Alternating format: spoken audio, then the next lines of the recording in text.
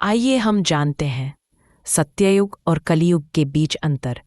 विस्तृत एवं उत्कृष्ट वर्णन। हिंदू धर्म में समय को 4 युगों में विभाजित किया गया है: सत्ययुग, त्रेतायुग, द्वापर युग और कलियुग।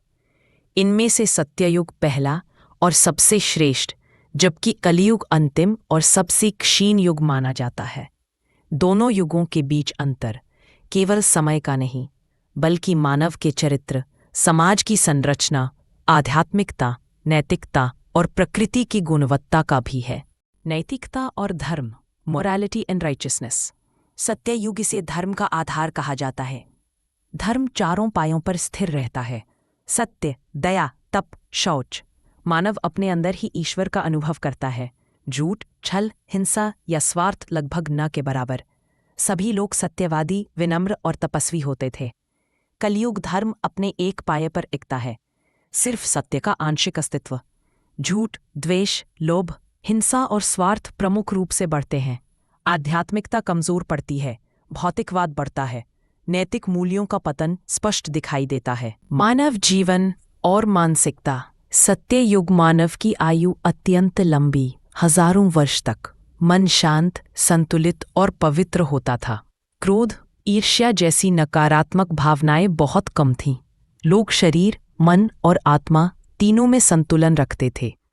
कलियुग आयु कम, रोग अधिक, मन अशांत, व्यस्त और भ्रमित। क्रोध, लालच, ईर्ष्या, प्रतिस्पर्धा अधिक पड़ी हुई। मानसिक तनाव, अवसाद और भय अधिक दिखते हैं। समाज की संरचना। सत्ययुग समाज पूर्णतः समान और न्यायपूर्ण। लोगों में सेवा, सहयोग और प्रेम की भावना। राजा या नेतृत्वकर्ता भी तपस्वी और निष्पक्ष। कलियुग समाज में असमानता, भ्रष्टाचार और अन्याय। राजनीति में स्वार्थ अधिक और लोक कल्याण कम। सामाजिक बंधन कमजोर, लोग भौतिक चीजों पर अधिक केंद्रित। ज्ञान और चेतना की स्थिति। सत्ययुग लोग जन्म से ही उच्च चेतना के साथ ईश्वर, आत्मा और प्रकृति के सिद्धांत का सीधा ज्ञान। योग, ध्यान और आध्यात्मिक शक्ति का सहज रूप से प्राप्त होना। कलियुग चेतना का स्तर बहुत नीचे, ज्ञान खंडित और सीमित। आध्यात्मिकता के लिए प्रयास करना पड़ता है, जन्मजात नहीं मिलता। तकनीक बढ़ी परंतु आंतरिक ज्ञान कमजोर। प्रकृति और वातावरण। सत्ययुग प्रकृति पूरी तरह संतुलित और पवित्र। जल, भूमि, वायु पूर्णतः निर्मल। मनुष्य और प्रकृति के बीच सामंजस्य। कलियुग पर्यावरण प्रदूषण, वनों की कटाई, असंतुलन।